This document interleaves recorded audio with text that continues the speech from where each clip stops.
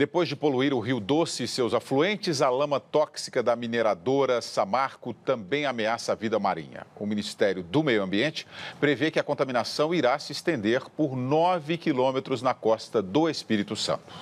Aos poucos, os moradores de Mariana voltam para as áreas onde ficavam as casas. Seu Ademir foi procurar os documentos e descobriu que a residência dele desapareceu sob a lama.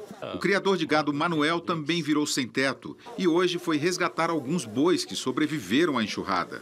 De acordo com o último balanço da prefeitura, 944 pessoas foram atingidas pelo rompimento da barragem da Samarco, empresa controlada pela Vale e pela anglo-australiana BHP.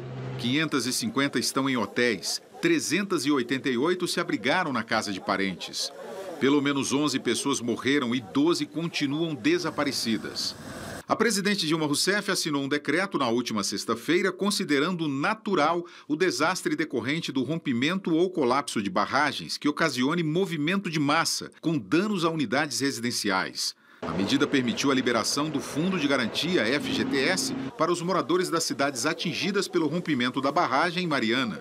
A subprocuradora-geral da República, Sandra Quirô, disse que o texto dá margem para que a Samarco minimize sua responsabilidade no acidente. Ela ainda falou que o dinheiro do fundo não deveria ser utilizado para reparar danos provocados por terceiros e acrescentou que esse valor não será suficiente para ajudar os moradores. O advogado Roberto Delmanto Júnior concorda. Não há sentido estimular que pessoas façam uso do seu FGTS para atender a esta emergência quando existem culpados. Abre um precedente também perigoso e que poderá vir a favorecer a defesa da empresa lá na frente. A Casa Civil declarou que o decreto não tira a responsabilidade das empresas responsáveis pelo rompimento e lembrou das multas já aplicadas a Samarco, que passam dos 363 milhões de reais. A ministra do Meio Ambiente, Isabela Teixeira, afirmou que a lama deve se espalhar por uma extensão de 9 quilômetros quando desaguar na costa do Espírito Santo. Ela prevê prejuízos incalculáveis para a vida marinha. A lama avança sobre o Espírito Santo. Em Colatina, a captação de água do Rio Doce segue suspensa. A dona deste salão colocou uma caixa d'água dentro do lugar para atender os clientes. Nós já sabíamos que ia cortar a água, né? A gente está se virando aqui, mas tem dado certo, graças a Deus. Ontem, a Justiça Federal determinou que a empresa apresente imediatamente um plano de contenção para impedir que a lama chegue ao mar. Caso descumpra a ordem, a multa será de 10 milhões de reais por dia. A empresa tem menos de 24 horas para se posicionar. Em nota, a Samarco informou que está instalando 9 mil metros de barreiras de contenção na foz do Rio Doce e que está salvando espécies de peixes ameaçadas de extinção. Enquanto isso, os moradores... Ficar sem água para tomar banho, para jogar no banheiro, aí tem que recorrer. Eduardo Mulaer, boa noite. Está sumido, né? As pessoas estão perguntando se você foi demitido do Jornal da Cultura. É verdade. Eu descobri que não. Você me chamou, eu estou contente. Então vamos lá. Esse decreto aí, Mulaer, a Samarco pode usar esse decreto como abertura de um desastre natural e se safar das punições na Justiça? Olha, eu acho que a Samarco vai usar tudo, né? O decreto, o argumento, enfim, de modo geral. Mas eu acho que não é possível, talvez, misturar as coisas, porque uma coisa é óbvia, há uma responsabilidade aí. E, aliás, eu hoje sou aqui um comentarista inconformado. Eu não me conformo com o que aconteceu em Paris e não me conformo com esse acidente de Mariana, porque não tem cabimento. Quer dizer, são coisas que deveriam ter sido melhor prevenidas para não acontecer. Esse acidente de Mariana, da Samarco, esse desgaste, é assim um prejuízo muito grande para o povo brasileiro inteiro, para o Brasil, para o nosso meio ambiente. Uma coisa que os poetas cantavam o Rio Doce de Minas, de repente o Rio Doce virou uma podridão.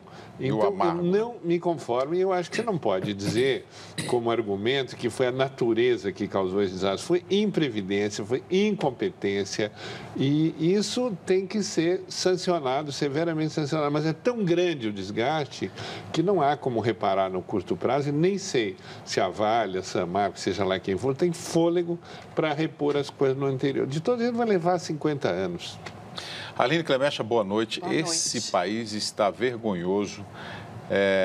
Essa posição aí de do cidadão ter que pagar por um desastre provocado por uma empresa e pela ineficiência do governo de não fiscalizar. Você não acha isso demais para esse momento? Eu acho realmente absurdo. Inclusive, eu desconfio muito quando se aplicam multas antes mesmo de uma investigação. Quer dizer, o primeiro ato tem que ser esse, como foi assinalado, quer dizer, impedir que a lama se espalhe, reparar as vítimas, restaurar as condições de vida. Então, a empresa que é aquela que opera essa barragem, a mineração, a Samarco, que de imediato tenha que restaurar, fazer uma obra imensa para restaurar as condições de vida e barrar o avanço desse desastre ambiental, não é? Restaurar as condições de vida, lamentavelmente os mortos não voltam, não é? Agora, o que o governo fez até agora? Aplicar multas, né? Como se aplicar multas fosse resolver alguma coisa. Para onde que vai o dinheiro das multas? Uma coisa é aplicar a ameaça de uma multa diante de uma não contenção do desastre. Isso eu vejo como correto. Agora, aplicar multa pelo que já passou, sem exigir o que se tem que exigir, que a Samarco de imediato repare, restaure as condições de vida da população e, de repente, abrir, quer dizer, esse precedente da FGTS me parece incompreensível. A partir do ato 1, que é de restauração das condições de vida, aí você tem o processo de investigação, que pode até demorar mais tempo, que tem que ser bem feito, que tem que ser bem conduzido, mas, em primeiro lugar, a restauração das condições de vida e impedir que o desastre se espalhe.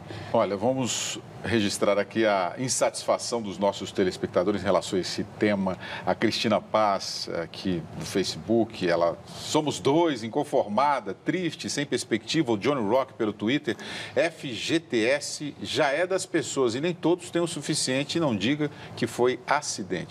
Agora o Mauro Vieira Sena, Mulaer, interessante é que o Estado de Minas aplica multa à empresa e a multa ao Estado, que é o principal agente fiscalizador. Então, aí vem a questão da cadeia de responsabilidade, que não é só do Estado. É o Estado, são os órgãos que têm que verificar os responsáveis pelas minas, pela produção mineral, é o Ministério das Minas e Energia, é o governo federal, enfim, é uma cadeia de irresponsabilidade terrível. Agora, que, aliás, não é a primeira no Brasil, nem vai ser a última, a gente sabe. Até aproveitando a presença do nosso colega Mulaer, em relação, aliás, um colega advogado estava me explicando que a lei em relação a desastre ambiental é objetiva, ou seja, não é isso? Claro. Aquele que tem responsabilidade, ele de imediato tem que restaurar aquele dano ambiental. Isso surgiu na década de 70 em relação aos desastres com petróleo, né? Desastres ambientais causados por derramamento de petróleo. Então, essa lei, para ser aplicada, significa o quê? Que, de imediato, a Samarco teria que restaurar o desastre ambiental, cuidar desse desastre ambiental, para que depois se passasse a uma investigação de todos os responsáveis. Talvez a multa seja muito maior, mas muito maior do que já se aplicou até o momento, não é? E a gente nem sabe como estão as outras duas barragens, que eles estão dizendo que também não estão estabilizadas, né? Diz que estão monitorando. Mas se estoura mais uma, mais duas barragens, aí a tragédia assume uma proporção inimaginável.